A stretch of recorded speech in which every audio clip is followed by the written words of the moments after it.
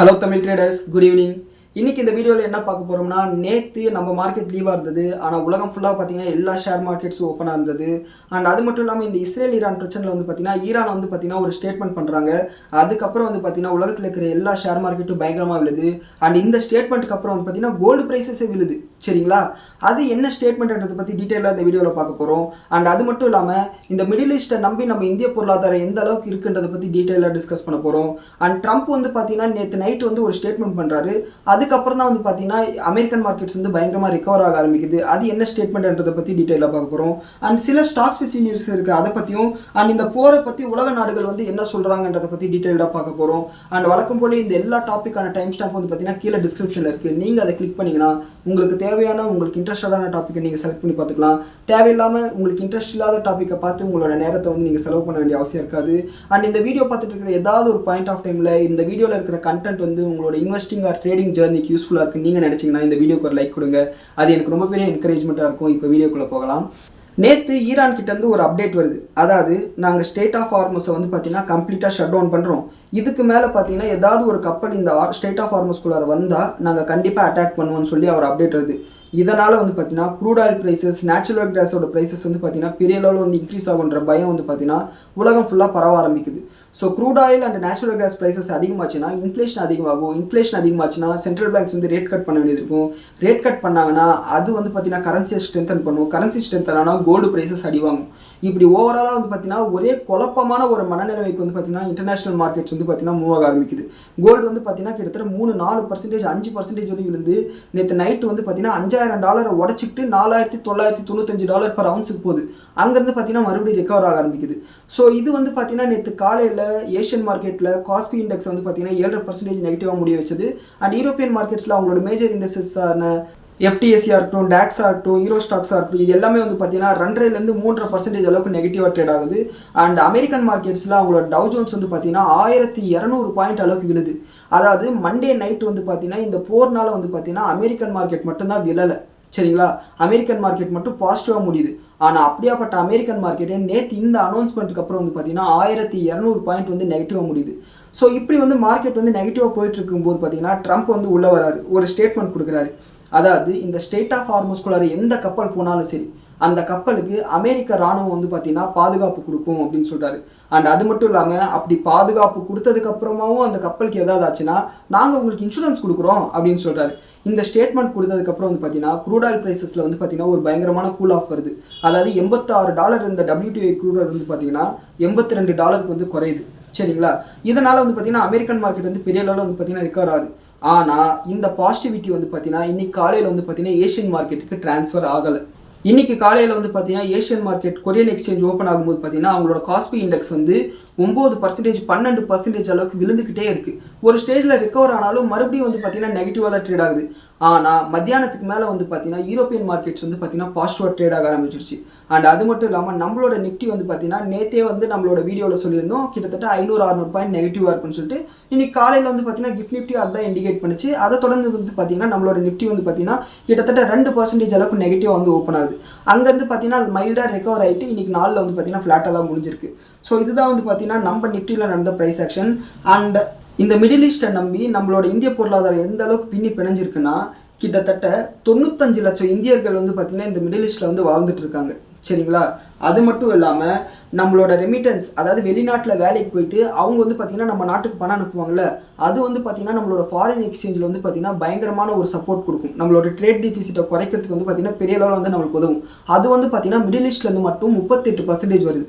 அதாவது $100 வந்து பார்த்திங்கன்னா இந்த ரெமிட்டன்ஸாக வெளிநாட்டிலேருந்து வந்தால் அதில் $38 வந்து பார்த்திங்கன்னா மிடில் ஈஸ்ட்லேருந்து வருது. ஸோ இந்த ரெமிட்டன்ஸ் குறைஞ்சா அது வந்து அப்படியே நம்மளோட கரண்ட் அக்கௌண்ட் டிஃபிசிட்டில் வந்து பார்த்தீங்கன்னா ரிஃப்ளெக்ட் ஆகும். அண்ட் அது மட்டும் இல்லாமல் நம்மளோட க்ரூட் ஆயில் இறக்குமதியில் வந்து பார்த்தீங்கன்னா 43% இந்த மிடில் ஈஸ்ட்டில் கண்ட்ரீஸ்லேருந்து தான் நம்ம பண்ணுறோம். அது மட்டும் இல்லாமல் நம்மளோட டிரான்ஸ்போர்ட்னு பார்த்துக்கிட்டா 50% க்ரூட் ஆயில் வந்து பார்த்தீங்கன்னா இந்த ஸ்டேட் ஆஃப் ஹார்மஸ் வழியாக தான் வந்து பார்த்தீங்கன்னா டிரான்ஸ்போர்ட் ஆகுது. அண்ட் அது மட்டும் இல்லாமல் எல்பிஜி வந்து பார்த்தீங்கன்னா நம்ம இம்போர்ட் பண்ணுற எல்பிஜியில் 100% பார்த்தீங்கன்னா இந்த ஸ்டேட் ஆஃப் ஹார்மஸ் வழியாக தான் வருது. ஸோ இந்த அளவுக்கு வந்து பார்த்தீங்கன்னா இந்த ஸ்டேட் ஆஃப் ஹார்மோஸ் வந்து மூடினதுனால நம்மளுக்கு பெரிய அளவுக்கு பாதிப்பு இருக்குன்றதுனால நம்மளோட மார்க்கெட் வந்து பார்த்தீங்கன்னா பேனிக் ஆச்சு. ஆனால் ஏஷியன் மார்க்கெட்ஸை கம்பேர் பண்ணும்போது நம்ம மார்க்கெட் வந்து ஓரளவுக்கு பரவாயில்லையாக தான் இருந்தது. காரணம் என்னென்னா ஏஷியன் மார்க்கெட் வந்து பார்த்தீங்கன்னா லாஸ்ட் 1 இயராக வந்து பார்த்தீங்கன்னா பாசிட்டிவாக தான் இருந்தது. ஆனால் நம்ம மார்க்கெட் லாஸ்ட் 1.5 வருஷமாக எங்கேயும் போகாமல் தத்தி மாதிரி ஒரே இடத்துல இருந்தது. அதனால் வந்து பார்த்தீங்கன்னா ஏற்கனவே இவன் எங்கேயும் போகல, இதுக்கு மேலே இவன் எங்கே போக போகிறான்னு சொல்லிட்டு கொஞ்சமாக தான் அடிச்சிருந்தாங்க. அது மட்டும் இல்லாமல் இன்றைக்கி நம்மளோட ஓவரால் மார்க்கெட் வந்து பார்த்தீங்கன்னா நெகட்டிவாக தான் இருந்தது. அண்ட் அட்வான்ஸ் டிக்ளைன் ரேஷியோ வந்து பார்த்தோம்னா 600 ஷேர் பாசிட்டிவாக இருந்தால் 2500 ஷேர் நெகட்டிவாக இருக்குது. அண்ட் இண்டிசஸ் வைஸ் பார்த்தோம்னா எல்லா மேஜர் இண்டிசஸும் ப்ராடர் மார்க்கெட் இண்டிசஸும் செக்டோரல் இண்டிசஸும் வந்து பார்த்தீங்கன்னா நெகட்டிவாக தான் ட்ரேட் ஆகிட்டு இருந்தது. அண்ட் இந்தியா விக்ஸ் வந்து பார்த்தீங்கன்னா 25% அளவுக்கு இன்க்ரீஸ் ஆயிருந்தது. இதனால் வந்து பார்த்தீங்கன்னா ஆப்ஷன் ப்ரீமியம்ஸ் வந்து பார்த்தீங்கன்னா ரொம்பவுமே காஸ்ட்லியாக இருந்தது. அதாவது மார்ச் 10 எக்ஸ்பயர் ஆகக்கூடிய நிஃப்டி கான்ட்ராக்ட்ஸ் வந்து பார்த்தீங்கன்னா ஏடிஎம் ஆப்ஷன் வந்து பார்த்தீங்கன்னா புட் சைட் கால் சைடு ரெண்டு பக்கமும் ஆட் பண்ணால் 600 பாயிண்ட் அளவுக்கு காமிச்சது. அதாவது இங்கேருந்து மார்க்கெட்டு 600 பாயிண்ட் மேலே ஏறதுக்கு வாய்ப்பு இருக்குது, 600 பாயிண்ட் கீழே விழுறதுக்கு வாய்ப்பு இருக்குன்னு சொல்லிட்டு ட்ரேடர்ஸ் வந்து நம்புறாங்க. ஸோ இது வந்து பார்த்தீங்கன்னா கிளியர் பேனிக்கை தான் வந்து பார்த்தீங்கன்னா நம்ம காட்டுது. ஸோ இந்த நேரத்தில் வந்து பார்த்தீங்கன்னா கோல்டில் இன்வெஸ்ட் பண்ணிடலாமான்னு சொல்லிட்டு உங்களுக்கு ஒரு யோசனை வரும். நாம் வந்து பார்த்தீங்கன்னா சண்டேவே அந்த 12 நாள் போரில் வந்து பார்த்தீங்கன்னா என்ன நடந்ததுன்னு சொல்லிட்டு டீட்டெயிலாக பார்த்தோம். அந்த போர் முடியும் போது வந்து பார்த்தீங்கன்னா கோல்டு ப்ரைஸஸ் ஒரே நாளில் 5% அளவுக்கு கிராஷ் ஆச்சு. சரிங்களா? அது மட்டும் இல்லாமல் போர் முடிஞ்ச அறிவிப்பு வந்து ஒரு மாதத்துக்குள்ளார நிஃப்டி 1200 பாயிண்ட் வந்து இன்க்ரீஸ் ஆச்சு போன வருஷம். ஆனால் இந்த வருஷம் வந்து பார்த்தீங்கன்னா நம்ம மார்க்கெட் 1.5 வருஷமாக எங்கேயும் போகாமல் இருக்குது. அண்ட் அது மட்டும் இல்லாமல் கிட்டத்தட்ட நம்ம மார்க்கெட் வந்து ஆல் டைம் ஹைலேருந்து 2000 பாயிண்ட் கீழே இருக்குது. ஒருவேளை இந்த போர் முடியுதுன்ற ஒரு அறிவிப்பு வந்துச்சுன்னா நம்ம மார்க்கெட் வந்து டக்குன்னு சொல்லிட்டு 300-400 பாயிண்ட்டாக டெய்லி ஏறிக்கிட்டே இருக்கும். அந்த மாதிரி வந்து ஏறும்போது கண்டிப்பாக கோல்டு ப்ரைஸஸ் குறையறதுக்கு வாய்ப்பு இருக்குது. அண்ட் அது மட்டும் இல்லாமல் போரே கண்டினியூ ஆச்சுன்னா கூட இந்த க்ரூட் ஆயில் விலை அதிகமாகுது, இந்த எல்என்ஜி எல்பிஜி கேஸஸ் ப்ரைஸ் வந்து அதிகமாகுது. இந்த மாதிரி காரணத்தினால வந்து பார்த்தீங்கன்னா இன்ஃப்ளேஷன் அதிகமாகும். இதனால் பெரிய சென்ட்ரல் பேங்க்ஸ் எல்லாமே வந்து பார்த்தீங்கன்னா அவங்களோட இன்ட்ரெஸ்ட் ரேட் வந்து அதிகமாகிறதுக்கு வாய்ப்பு இருக்குது. இன்ட்ரெஸ்ட் ரேட் அதிகமானால் கண்டிப்பாக அது கோல்டு ப்ரைஸஸ் நெகட்டிவான விஷயம். எப்படி பார்த்தாலும் வந்து பார்த்தீங்கன்னா இந்த பிரச்சனை முடிகிற வரையும் கோல்டு ப்ரைஸஸ்லையும் வந்து பார்த்தீங்கன்னா ஷேர் மார்க்கெட்டில் இருக்கிற அளவுக்கு வாலட்டிலிட்டி இருக்கிறதுக்கு வாய்ப்பு இருக்குது. ஸோ பார்த்து கவனமாக ட்ரேட் பண்ணுங்கள், இன்வெஸ்ட் பண்ணுங்கள். ஆஸ் ஆஃப் நோ வந்து பார்த்தீங்கன்னா காசை பத்திரமா வச்சுக்கோங்க. மார்க்கெட் உங்களுக்கு வாய்ப்பு கொடுக்கும்.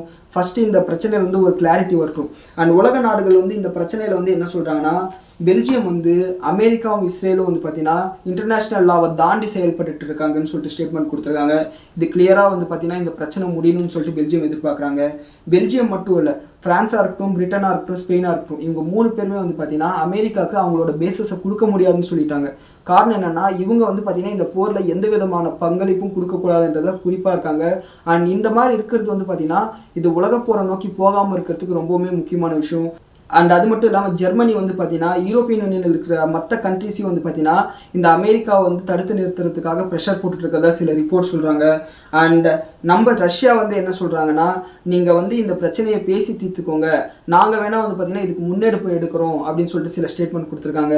அண்ட் அது மட்டும் இல்லாமல் நீங்கள் வந்து பார்த்தீங்கன்னா அதாவது அமெரிக்காவும் இஸ்ரேலும் வந்து பார்த்தீங்கன்னா டிப்ளமேட்டிக் ஃபெசிலிட்டிஸ் மேலே வந்து தாக்குதல் பண்ணாதீங்க, அதாவது அவங்களோட பார்லிமெண்ட்டு இந்த மாதிரி முக்கியமான இடத்துல வந்து தாக்குதல் பண்ணாதீங்க, அப்போ தான் வந்து பார்த்தீங்கன்னா பேச்சுவார்த்தை நடத்துறதுக்கு கூட வாய்ப்பு இருக்குன்னு சொல்லிட்டு ரஷ்யன் ஸ்போக்ஸ் பர்சன் வந்து சொல்லியிருக்காங்க. ஸோ இது எல்லாமே வந்து பார்த்தீங்கன்னா போர் முடியணும்னு சொல்லிட்டு எல்லாருமே எதிர்பார்க்குறாங்கன்றது கிளியராக தெரியுது. அண்ட் என்னோட கருத்து என்னென்னா எவ்வளோதான் வந்து சக்தி வாய்ந்த நாடாக இருந்தாலும் இன்றைக்கி இருக்கிற காலகட்டத்தில் ரொம்ப நாளைக்கு போர்களை வந்து நடத்திட்டு இருக்க முடியாது. அண்ட் போன முறை வந்து பார்த்தீங்கன்னா இதே மாதிரி தான் போர் வந்து எப்போ முடியும்னு தெரியாத ஒரு அன்சர்டனிட்டியில் இருந்தது. அப்படி அன்சர்டனிட்டியாக இருக்கும்போது 2 பேருமே ஒரு ஸ்டேஜில் வீக் ஆகும்போது 2 பேருமே வந்து சமாதானமானாங்க. ஏன் நம்ம இந்தியா பாகிஸ்தான் பிரச்சனை கூட எடுத்துக்கோங்களேன், பாகிஸ்தான் வந்து ஒரு ஸ்டேஜில் வந்து வீக் ஆகிட்டு சமாதானமாக போயிடலாம் பாஸ் அப்படின்னு கேட்டாங்க, நம்மளும் ஓகேன்னு விட்டுட்டோம். சரிங்களா? இந்த மாதிரி வந்து பார்த்தீங்கன்னா சமாதானமாகிறதுக்கு வாய்ப்பு இருக்குது. ஒருவேளை இந்த போர் கண்டினியூ ஆகிட்டே இருந்துச்சுன்னா இன்னும் 1 மாதத்துக்கு மேலே வந்து பார்த்தீங்கன்னா உலக நாடுகள் எல்லாமே வந்து பார்த்தீங்கன்னா பெரிய பொருளாதார நெருக்கடியை சந்திக்கும். அப்படி சந்திச்சதுன்னா எல்லா நாடுகளும் வந்து பார்த்தீங்கன்னா ப்ரெஷர் போடும். ஈவன் சைனா கூட பார்த்தீங்கன்னா ஈரான் போதும் நிறுத்திக்கலாம் அப்படின்னு சொல்லிட்டு சொல்கிறதுக்கு வாய்ப்பு இருக்குது. அண்ட் ரஷ்யா கிட்டேருந்து வந்த இன்னொரு அப்டேட் என்னென்னா நாங்கள் வந்து சைனாக்கும் இந்தியாவுக்கும் தேவையான க்ரூட் ஆயிலை வந்து தாராளமாக கொடுக்கறதுக்கு நாங்கள் ரெடியாக இருக்கோம் அப்படின்னு சொல்லியிருக்காங்க. ஸோ இதனால் வந்து பார்த்தீங்கன்னா நம்மளோட crude oil prices, crude oil import prices வந்து பார்த்தீங்கன்னா பெரிய லெவலில் இன்க்ரீஸ் ஆகாமல் தடுக்கிறதுக்கு வாய்ப்பு இருக்குது. ஆனால் ட்ரம்ப் என்ன சொல்லுவார், நீங்கள் ரஷ்யன் ஆயில் வாங்கக்கூடாதுன்னு சொல்லுவார். அப்போ வந்து நம்ம ஆளுங்க சொல்லணும், தம்பி நீ முதல்ல அங்கே பிரச்சனையை முடிச்சுட்டு வாப்பா, நீ அங்கே பிரச்சனை பண்ணிட்டு இருக்கும்போது நாங்கள் எப்படி க்ரூட் ஆயில் வாங்குறது அப்படின்னு சொல்லிட்டு நம்ம ஆளுங்க கொஞ்சம் ஸ்ட்ராங்காக பேசணும். ஸோ என்ன பண்ண போகிறாங்கன்றது பொறுத்து இருந்து பார்ப்போம்.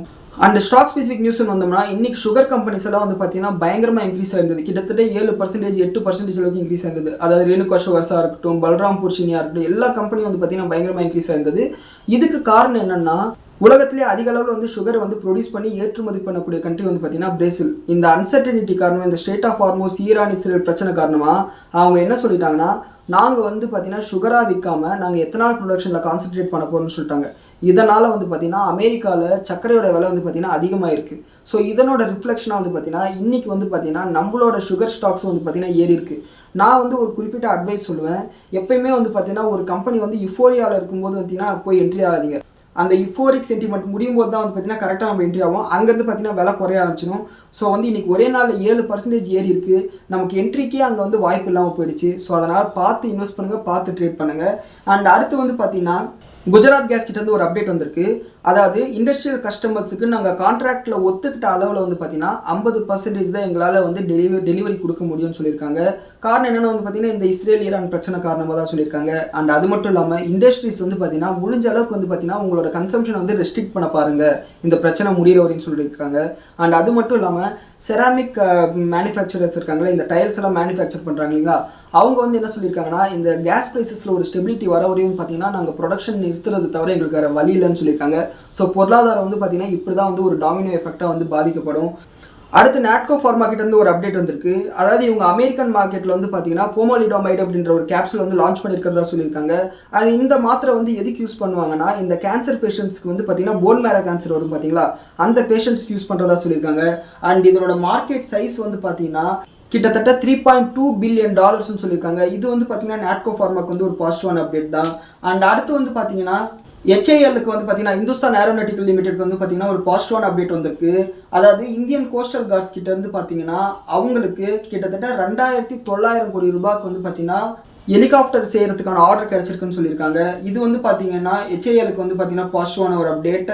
அண்ட் அடுத்து வந்து பார்த்தீங்கன்னா இன்ஃபோஏஜ் கிட்ட இருந்து ஒரு அப்டேட் வந்திருக்கு. இன்ஃபோஏஜ் அதான் இந்த naukri.com இருக்கு இல்லைங்களா, அவங்க வந்து என்ன சொல்கிறாங்கன்னா லாஸ்ட் ஒரு மாதத்தில் வந்து பார்த்தீங்கன்னா இந்த பிப்ரவரி மாதத்தில் வந்து பார்த்தீங்கன்னா ஒயிட் காலர் ஜாப்ஸோட ஹைரிங் வந்து பார்த்தீங்கன்னா 12% இன்க்ரீஸ் ஆயிருக்குன்னு சொல்லியிருக்காங்க இயர் ஆன் இயர் பேசிஸில். அதாவது போன வருஷத்து பிப்ரவரியோட இந்த வருஷத்தோட பிப்ரவரி கம்பேர் பண்ணும்போது 12% வந்து இந்த ஒயிட் காலர் ஜாப்ஸோட ஹைரிங் வந்து அதிகமாக இருக்குன்னு சொல்லியிருக்காங்க. ஒயிட் காலர் ஜாப்ஸ்னால் வந்து பார்த்தீங்கன்னா இந்த சாஃப்ட்வேர் இன்ஜினியர், டாக்டர், ஆடிட்டர் இந்த மாதிரியான வேலைகள். அண்ட் அது மட்டும் இல்லாமல் AIML அதாவது ஆர்டிஃபிஷியல் இன்டெலிஜென்ஸ், மிஷின் லேர்னிங் இந்த மாதிரி ஜாப்ஸில் வந்து பார்த்தீங்கன்னா ஹைரிங்ஸ் வந்து 42% இன்க்ரீஸ் ஆகிருக்குன்னு சொல்லியிருக்காங்க. இது வந்து பார்த்தீங்கன்னா ஒன்று ஐடி செக்டாருக்கும் இது நல்ல விஷயம் தான். ரெண்டாவது வந்து பார்த்தீங்கன்னா இன்ஃபோஏஜுக்கும் இது வந்து நல்ல நியூஸ் தான். இது வந்து பார்த்தீங்கன்னா இந்த கம்பெனிக்கு வந்து ஒரு பாசிட்டிவான அப்டேட். அடுத்து வந்து பார்த்தீங்கன்னா கடந்த சில நாட்களே வந்து பார்த்தீங்கன்னா ஒரு நியூஸ் ஓடிட்டு இருக்கு. அதாவது டாடா மோட்டருக்கு வந்து பார்த்தீங்கன்னா இந்தோனேஷியாவில் 70,000 வண்டி சப்ளை பண்ணுறதுக்கு ஆர்டர் கிடைச்சிருக்குன்னு சொல்லிட்டு நம்ம ஒரு 10 நாள் முன்னாடியே நம்ம நியூஸ் வீடியோவில் பார்த்துருந்தோம். அண்ட் அதில் வந்து பார்த்தீங்கன்னா இந்தோனேஷியன் கவர்மெண்ட் வந்து இப்போதைக்கு நிறுத்தி வச்சிருக்காங்கன்னு சொல்லிட்டு சில அப்டேட்ஸ் வந்து பார்த்தோம். அதுக்கு வந்து பார்த்தீங்கன்னா டாடா மோட்டர்ஸ் கமர்ஷியல் வெஹிக்கல் வந்து பார்த்தீங்கன்னா என்ன சொல்லியிருக்காங்கன்னா இந்த ஆர்டரில் எந்த பிரச்சனையும் இல்லைங்க அப்படின்னு சொல்லியிருக்காங்க. அண்ட் மகேந்திரா என்ன சொல்லியிருக்காங்கன்னா ஒரு படி மேலே போய் எங்களுக்கு அட்வான்ஸே நாங்கள் வாங்கிட்டோம், நாங்கள் எங்களுக்கான ஆர்டருக்கு அப்படின்னு சொல்லியிருக்காங்க. இது ரெண்டுமே வந்து பார்த்தீங்கன்னா பாசிட்டிவான அப்டேட். அடுத்து டாடா மோட்டார்ஸ் பேசஞ்சர் வெஹிக்கிள்ஸ்க்கு பார்த்தீங்கன்னா ஒரு நெகட்டிவான அப்டேட் வந்திருக்கு. இவங்களோட ஜாகுவார் லேண்ட் ரோவர் சேல்ஸ் வந்து பார்த்தீங்கன்னா 19% இயர் ஆன் இயர் பேசிஸில் வந்து குறைஞ்சிருக்குன்னு சொல்லியிருக்காங்க. அண்ட் இது வந்து பார்த்தீங்கன்னா இந்த கம்பெனிக்கு வந்து நெகட்டிவான விஷயம். ஸோ இதுதான் வந்து பார்த்தீங்கன்னா ஸ்டாக் ஸ்பெசிஃபிக் நியூஸ். அடுத்து FII டேட்டா பார்த்தோம்னா இன்னைக்கு வந்து பார்த்தீங்கன்னா FIIs வந்து 8,750 கோடி ரூபாய்க்கு விற்றுருக்காங்க. அண்ட் DIs வந்து பார்த்தீங்கன்னா 12,000 கோடி ரூபாய்க்கு வாங்கியிருக்காங்க. அண்ட் இது மட்டும் இல்லாமல் நேற்று வந்து பார்த்தீங்கன்னா FIIஸோட ஷார்ட்ஸ் பொசிஷன் அதாவது இண்டெக்ஸ் ஓப்பன் இன்ட்ரெஸ்ட் வந்து பார்த்தோம்னா கிட்டத்தட்ட 84% வந்து ஷார்ட்ஸில் வந்து அவங்க ஹோல்ட் பண்ணிட்டு இருக்கான்னு தான் பார்க்க முடிஞ்சது. அண்ட் நம்ம இப்போ பேசிட்டு இருக்கிற இந்த நேரத்தில் வந்து பார்த்தீங்கன்னா கிஃப்ட் நிஃப்டி வந்து ஒரு 70 பாயிண்ட் அளவுக்கு பாசிட்டிவாக காமிச்சிட்டு இருக்கு. அண்ட் இன்னைக்கு நைட் வந்து பார்த்தீங்கன்னா அமெரிக்கன் மார்க்கெட் அதிரி புதிரியாக ஏறி ஒரு 2% அளவுக்கு ஏறிச்சுன்னா நாளைக்கு நம்ம மார்க்கெட்டும் வந்து பார்த்தீங்கன்னா ஏறுறதுக்கு வாய்ப்பு இருக்குது. அண்ட் கூடிய சீக்கிரமே இந்த போர் வந்து முடிஞ்சிருச்சுன்னா நம்ம மார்க்கெட் வந்து பார்த்தீங்கன்னா பெரிய அளவில் ஏறுறதுக்கு வாய்ப்பு இருக்குது. ஸோ பொறுத்திருந்து பார்ப்போம் என்ன நடக்குதுன்னு சொல்லிட்டு. அண்ட் இந்த வீடியோவில் இருக்கிற தகவல்கள் வந்து உங்களுக்கு யூஸ்ஃபுல்லாக இருக்குன்னு சொல்லிட்டு நான் நம்புகிறேன். நன்றி, வணக்கம்.